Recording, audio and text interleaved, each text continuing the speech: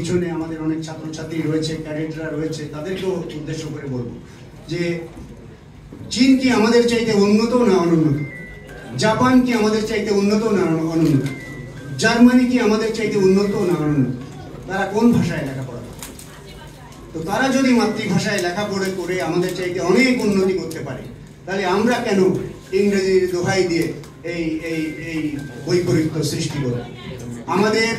আমাদের যে ভাষা আন্দোলনের শহীদান, তারা যে প্রাণ দিয়েছিলেন, তাদের যে আন্দোলন হয়েছিল ভাষা চালু করতে হবে, সেটা আজ এতদিন পরেও সর্বস্তরে আমরা চালু করতে তো পারিনি, আদালতে পারিনি, উচ্চ শিক্ষাঙ্গনেও পারিনি।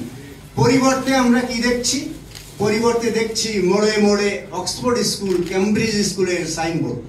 এবং আমি সরকারের হালকা সমালোচনা করব যে শিক্ষানীতির মধ্যে এই ও লেভেল, এ লেভেল, এই এনজিও পরিচালিত, এই তারপরে এমবেসি পরিচালিত স্কুলগুলোর জন্য কোনো নীতিমালা নেই।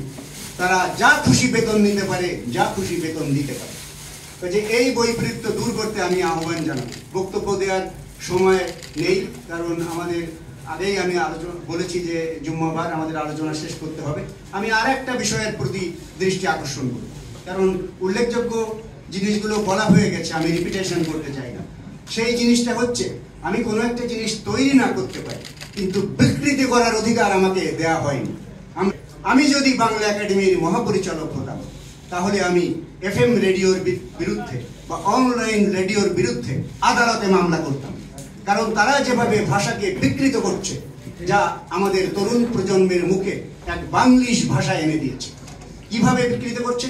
তারা যারা এই যে মোবাইলের মধ্যে এই যে ইয়ারফোন লাগিয়ে যারা শুনেন FM রেডিও, বিভিন্ন অনলাইন রেডিও আছে, তাদের অনুষ্ঠান অ্যাঙ্কাররা এইভাবে বলেন যে, ডিয়ার ভিউয়ার্স, এখন পরিবেশিত হবে একটি সং, প্যাট্রিয়টিক সং।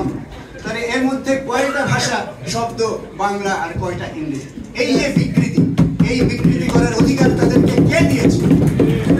আমি বাংলা একাডেমির মহাপরিচালক হলে আমি এই FM রেডিওর বিরুদ্ধে আমি আদালতে মামলা করতাম, ভাষা আন্দোলনে বিকৃতি আনার বিরুদ্ধে, এবং তাদেরকে সময় বেঁধে দিতাম, এতদিনের মধ্যে আপনাদের অনুষ্ঠান পরিচালক এবং ইত্যাদির মধ্যে এই প্রকৃত বাংলা চর্চা করুন।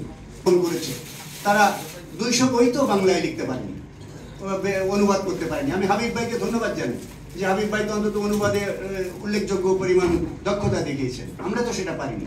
আমরা পারিনি মানে আমরা চেষ্টা করেছি, আরো বেশি করে চেষ্টা করা উচিত।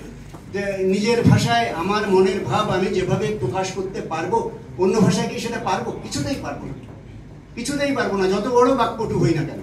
আর একটা বিষয় আমি দৃষ্টি আকর্ষণ করে শেষ করবো, এটা আমি সরকারের দৃষ্টি আকর্ষণ করছি, আপনাদের না। যে মাননীয় সরকার এই মঞ্চের মাধ্যমে আমি আহ্বান করছি, সাংবাদিকরা আছেন, আপনারা তুলে ধরবেন। সেটা হচ্ছে আমাদের যে অর্জনটা কি যে ছিল মাতৃভাষা আন্দোলন, সেটা হয়েছে আন্তর্জাতিক মাতৃভাষা দিবস। সারা পৃথিবীর ইউনেস্কোর স্বীকৃতি, সারা পৃথিবীর আন্তর্জাতিক মাতৃভাষা দিবস। কিন্তু আমাদের এই অর্জনটাকে আমরা ক্যাপিটালাইজ করতে পারছি না। আমি আবার ইংরেজি শব্দ বললাম, যে তার কারণ অনেক শব্দ আসে, ওইটা তো দোষের না। যেমন আমাদের ভাষাটা অনেক সহনশীল, অনেক ভাষাকে সে আত্মস্থ করেছে।